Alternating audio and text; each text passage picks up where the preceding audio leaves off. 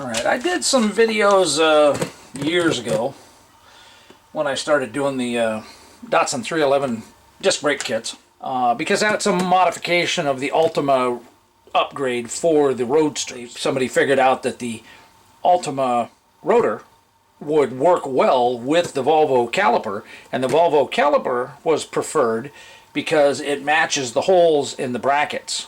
The Datsun 311 bracket, the whole car for the most part is SAE, Imperial, so it uses a 1/2 inch bolt, so you also have to drill out the mounting holes.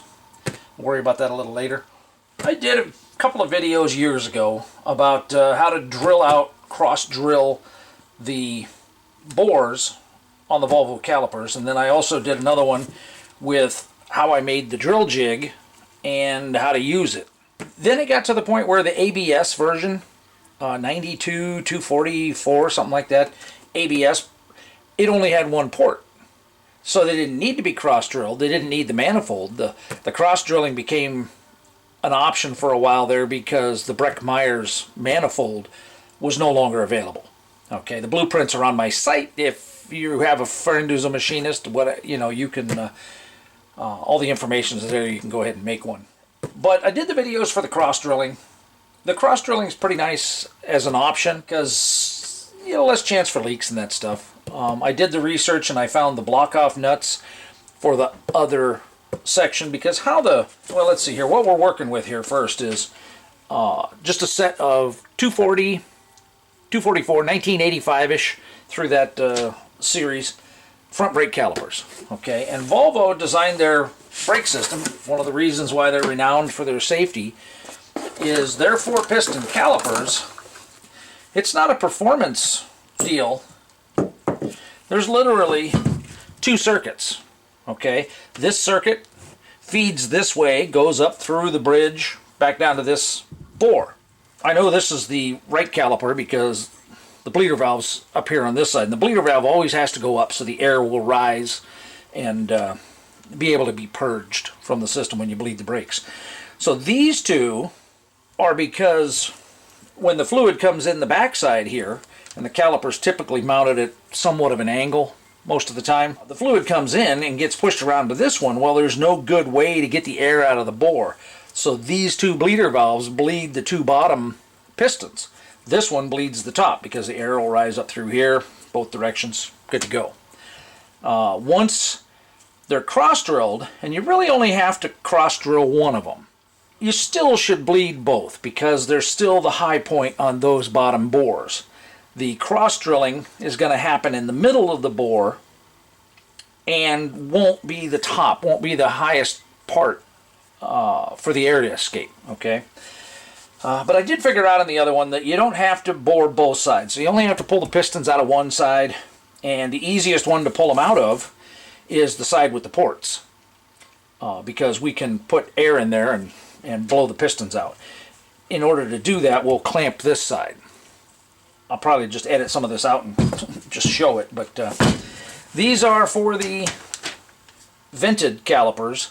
Or for the vented rotor. I have another set around here somewhere, I think, because in my video I bought the wrong calipers. They're too narrow and that stuff, so I just cross-drilled them.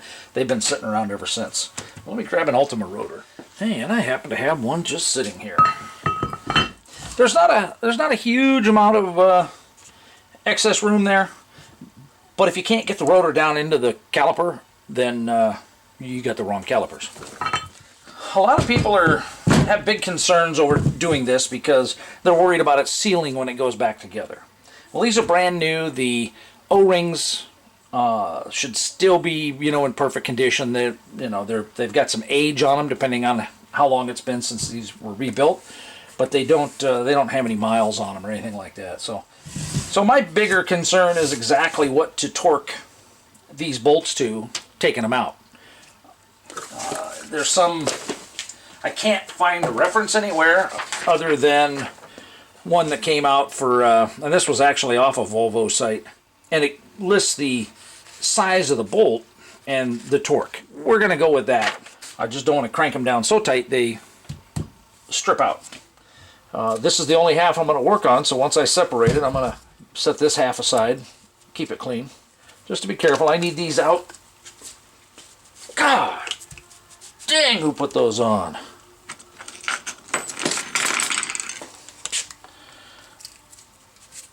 Jeez Louise. So I'm going to try to get some closer footage. Oh, so, I mean, part of it is that the, let's try it left-handed. Oh, I would have thought that grip was a little stronger, but apparently not. Anyway, there we go. Good grief. Didn't have that issue with the other one. Pulled the two small ones out.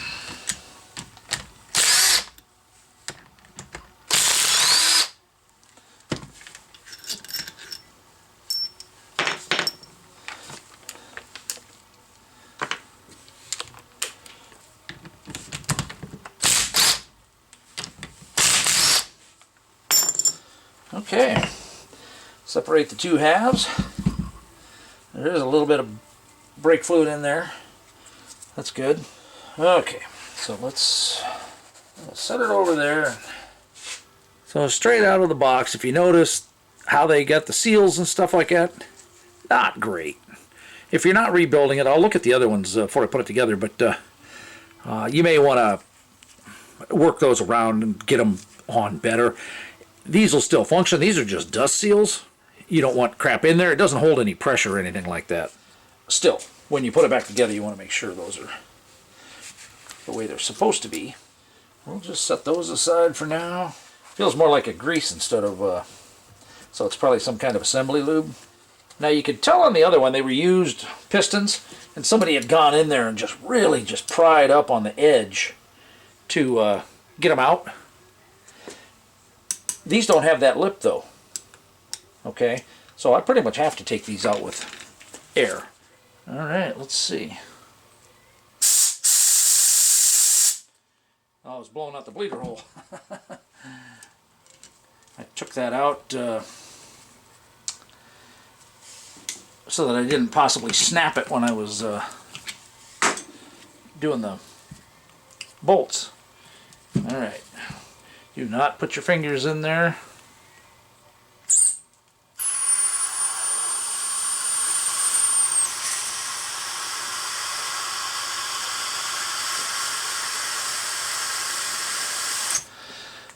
Alright, that's the same trouble we had last time. Got a better idea how to fix it. Let's see if this one pops right out. And that is the other bleeder valve.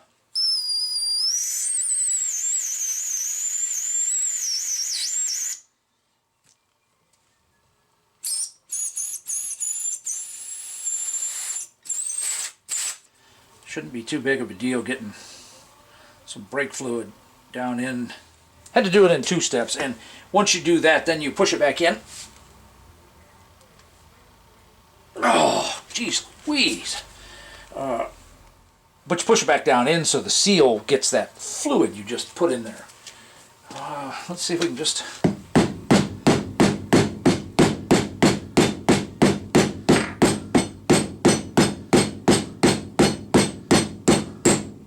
Okay, you hear that snap? That was it hitting the bottom. I was using a rubber-faced mallet hammer so that I didn't dent or damage the top here. And I also didn't want it to be too aggressive. Let's try the air again.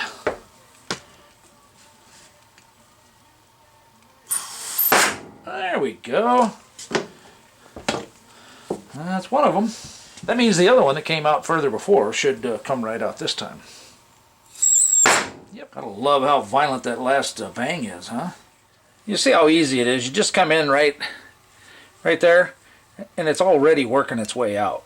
So now I'm gonna try to keep track of which side's up, just in case there's a taper to the walls. I really don't think there is. I think I read something somewhere that made it sound that way. Just work in on the top there and push it against the back wall and down. Pops right out. And I'm going to go ahead and take these back out. The drill jig. The drill bit is still in the drill.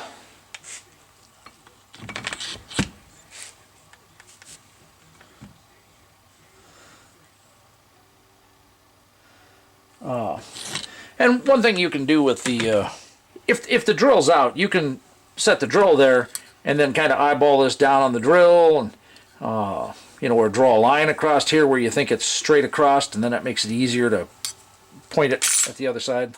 You know, it's not extremely critical. You want it within a degree or two. Okay. And I'm going to clamp down on it pretty good so it doesn't move. Here. And you kind of want to get it to speed, get the RPMs up a bit before you lightly touch in there, because you're hitting these points into flat walls. And so if you go slow, the tip's going to want to bounce in and out, and it's going to catch hard. And then it's going to yank the drill in your hand and everything. So get the speed up a little bit and just lightly put it in, and you'll feel it hit and bounce. And before too long, it will get a bigger surface, a hole in there, and it'll be a lot more stable.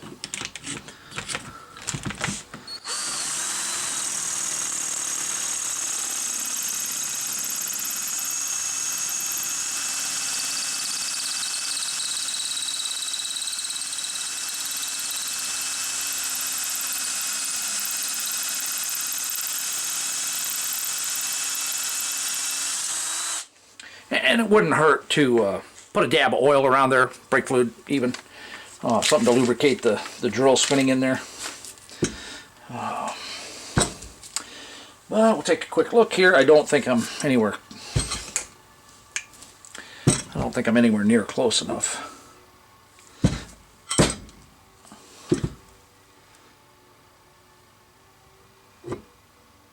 No, but I am down there pretty good, so. Yeah, definitely no opening in there yet.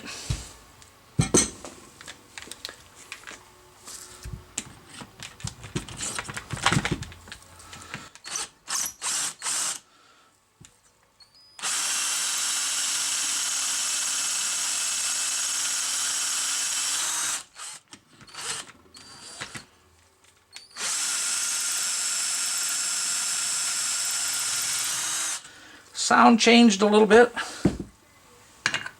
Oh yeah, there's light. Yeah, I know I mentioned in the other videos, but part of the reason why I put this chamfer in here is that leaves a lot of room for the chips to build up.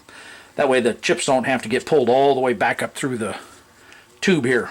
Oh yeah, hole's plenty big enough. The hole doesn't really have to be very big at all. You know, that big would be big enough. It's easily 2, 3, maybe 4 times that size. That is just fine. And it is a 3/8 inch drill bit.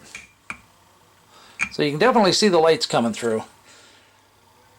So yeah, it's a nice opening.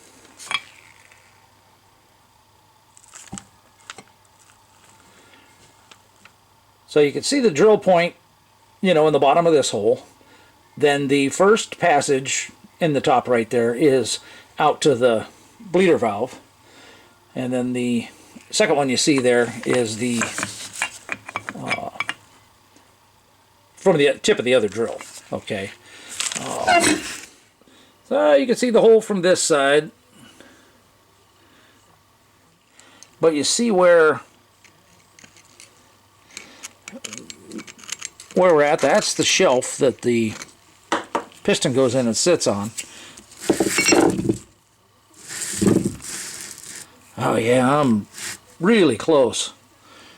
Really close to having it in the same position. Okay, I'm really pleased with that. There is a tiny burr in there. I'm going to get a small rat tail file and see if I can't knock it down just a little bit. Alright, there you can see it. See how it's a little rougher on the top there? So I want to knock that burr down a little bit, but just to make sure it doesn't flake off in use kind of thing, and ought to be good. I may start offering the drilling. At this point I'm hesitant to do that. I just, you know, if only for the liability. I don't want to, you know, the disclaimer is that you're completely on your own with using these. If you're not comfortable using them, then don't, you know. I make no claims that this works, anything like that. It's all off-road use only, right? Do all your own checking and your own cross-referencing, and you know, I mean, I'd even recommend pulling it apart and checking my work, but you know, heck, if you're going to do that, you might as well have done the work yourself. I don't want to have to crank it that far, so let's loosen up the table. And let's just get the table up closer.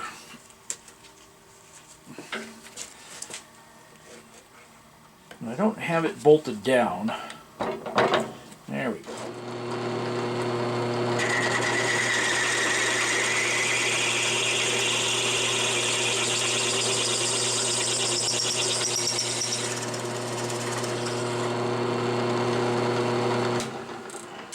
And you want to go down into the wood because of the length of the tip there. It has to go down far enough so that the flutes actually finish cutting the rest of the hole there. Plus two, without the other half in the way, I can use the countersink more easily. Just to clean up the burr on the edge there. I'm cleaning these off, and you really got to kind of wonder about rebuilders sometimes. You know, all I'm doing is just wiping off the fluid that came with it when I pulled it out of the caliper. Yeah. I mean, you know, they work. Thousands of people use rebuilt calipers all the time, but man, it's almost a little scary when you get in there and start looking at them, huh? Basically, I want to make sure that it's wet, okay? Because it's going to get flooded with brake fluid anyway, and if it's wet, when it squeezes in, that'll help make sure that there isn't any trapped air pockets back in there. I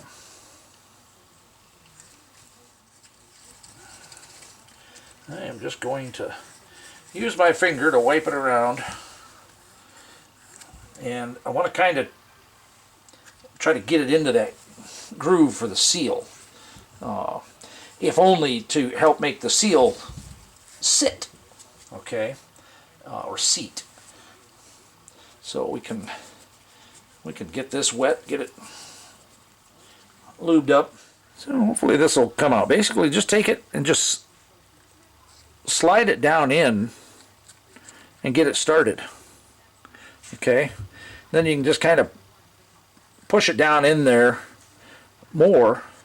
You certainly don't want it to get twisted or anything like that. As you get down in there, it'll just snap in, and we'll take just a little bit more brake fluid and make sure the face of that seal is nice and wet. Then we'll make sure our piston is wet as well. Okay, that's nice and wet, because I don't really want to have to hammer it in. There we go. Look at that. See how nice it is. Had it been wet when it came apart, it would have came apart real easy too. So now the seal, since there's nothing for it to go down into, still might have been easier. Maybe I'll do it that way on the next one. But you can push it down, and there's no catch or anything. It just friction, you know, grabbing the lip there. There's no groove there either. And then we will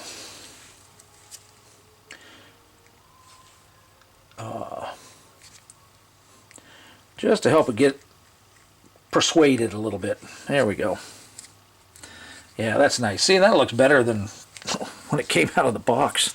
Next one. Let's wet the cylinder, the bore.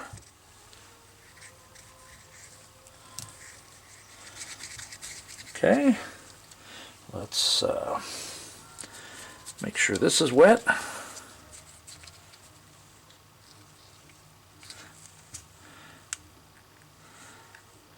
Okay, I just tuck it down into the side there.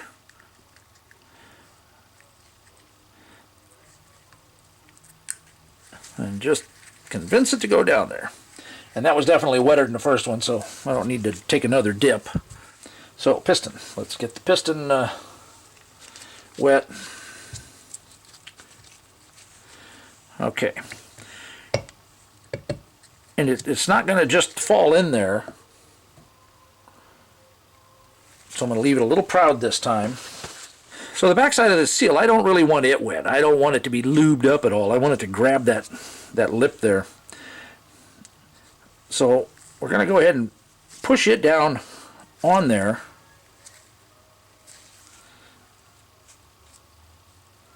Get it all the way down. Yep, I like that. And then it's just a matter, then you just have to convince this to go down around the larger diameter.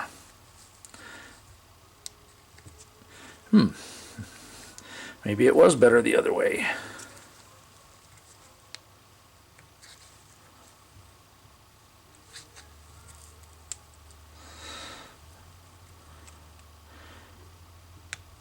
Yeah, and that could be because of the way the seal wants to sit. It wants to bend up there, so it's not wanting to stay there, so let's push the piston the rest of the way in, and then now let's see if we can convince it to go down around. Oh yeah, look at that. Way easier. Hopefully my fingers didn't block it all. Alright, so this one's done. Make sure there's nothing on the things here. Let's take the other half. Normally I would just say, just leave the seals alone, or leave these little O-rings alone. They're square cut O-rings. They're not actually O-rings. Willwood actually uses O-rings in that spot. Wow, see, this is with the rebuilders here. See, they didn't exactly clean that very well. And I'm being careful to push it away from the hole, because I don't want it down in the hole. Just dip the corner in there, get it wet, and spread it around. Okay. So let's take this one out. Alright, that one doesn't look near as bad as the other one.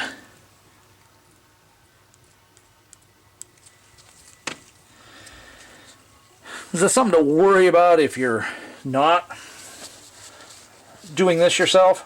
Probably not. But if you are doing it yourself and you're in here, you might as well do that. Check it, do this. I'm wetting those down just to make sure they get a nice seal. In case there's any movement, I don't want it to bind or anything like that. So yeah, we are done. Well, not done.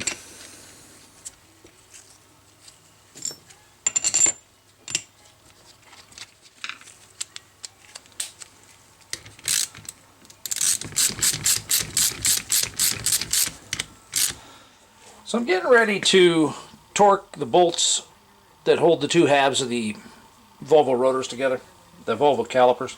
I have this sheet, came off of a Volvo site. Anyway, it lists by bolt size what the torque is. M10 is 50, M8 is 24. I thought, wow, 50 is a little tight for cast iron, even if that is an M10. And then it dawned on me, it was like, oh, this is Newton meters. How do you convert foot-pounds to Newton meters? You pull out your phone, and you go to the little bar there with the microphone, and you say, convert 50 Newton meters to foot-pounds. Here is information from metric conversion. 36.88. Now, to get inch pounds, you just times that by 12. 36 by 12 is 432, which is too big. That's too much. So I have a foot-pound torque wrench. This is a very high-quality, calibrated, very nice torque wrench. It has a dial indicator, which isn't as easy as a click style in a lot of cases. Especially like I don't use that on lug nuts. I don't need lug nuts near that accurate, but that kind of torque wrench is beautiful for heads, head bolts, stuff like that. And my inch-pound one only goes up to 300. So I'm not going to be using an inch-pound to get 430.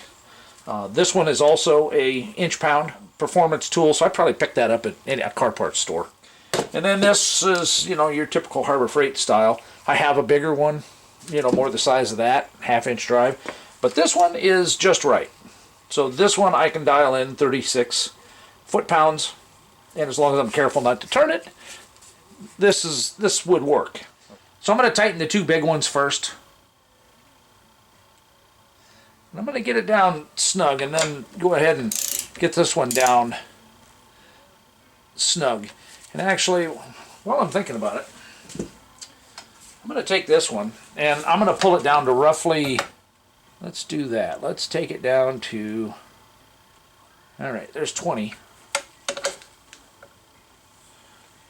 Come on.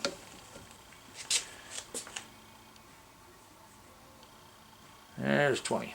Should have done the other as well. I did do it at 17.4. Let's see what 17 times 12 is. 204. 204 works well with the little one. Let's take them down halfway. All right, there's 100. 100. So there's 30. That's roughly 36. So it definitely needed more. I'm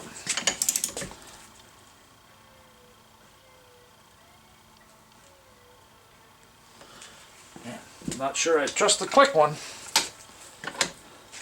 Because the last thing you want to do is strip one of these out, for Pete's sakes. Alright, I felt the bolt move a little bit. It was pretty close. That one hadn't clicked yet. So I think maybe what I'll do on the next one is I'll put the click down around 20 or 30. Sneak up on it. Compare the two.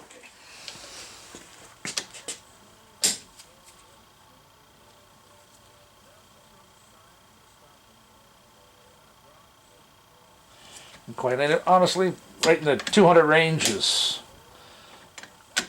good enough for me. Right there. Okay.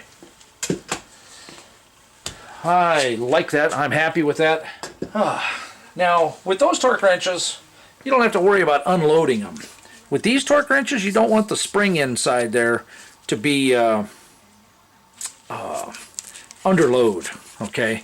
So you always want to back these out, zero them out. So that way they last a whole lot longer. Keep their accuracy. We're down to the last thing. So I had ordered these plugs. These use a 10 millimeter by 1.0 banjo bolt. So these are plugs to plug the other thing in. This is the bag I have. So if you can just go Google, which is what I did. I took the information off the bag, the 9030M. Hosewarehouse.com, and they'll have them, and you can order them from them or whatever. The hoses should come with the washers, but the calipers sometimes do, sometimes don't. I just want to put it in there. That's the best place to put it to ship it.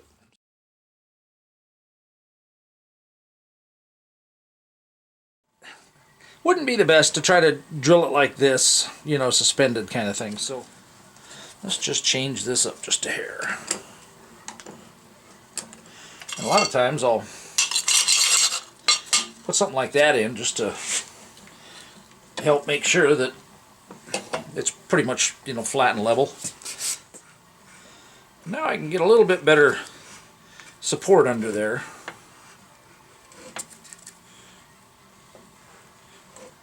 And if I had it bolted down, I'd be using the hand cranks to move it around, but that ought to work. Now I think what I'm going to do is I'm going to put something in here to keep that from getting chips in it. I'm just going to hold a paper towel in there. The paper towel will rip. You know, a lot of safety Nazis will say, you know, don't wear gloves, spinning thing. The nitriles tear away so easy. I've never had a issue.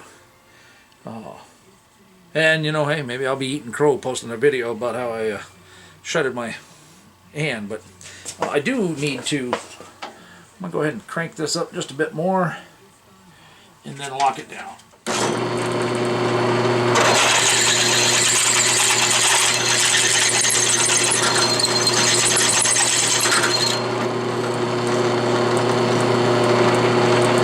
not quite sure why that's moving around so much.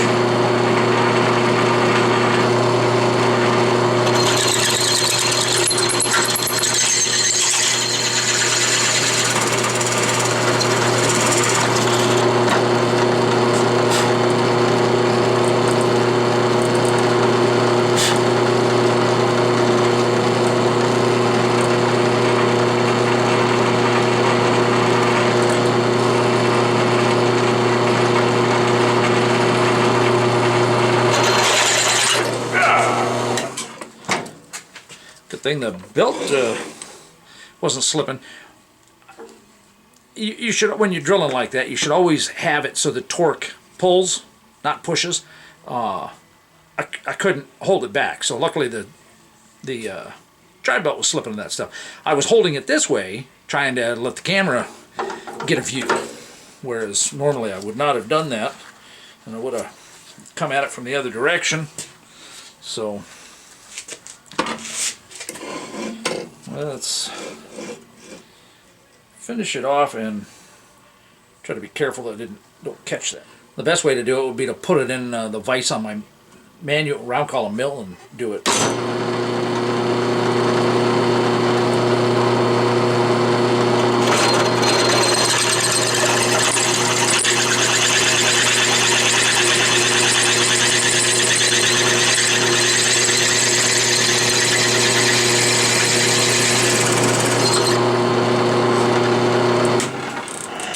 And this drill bit may be a little bit more toast than I thought it was.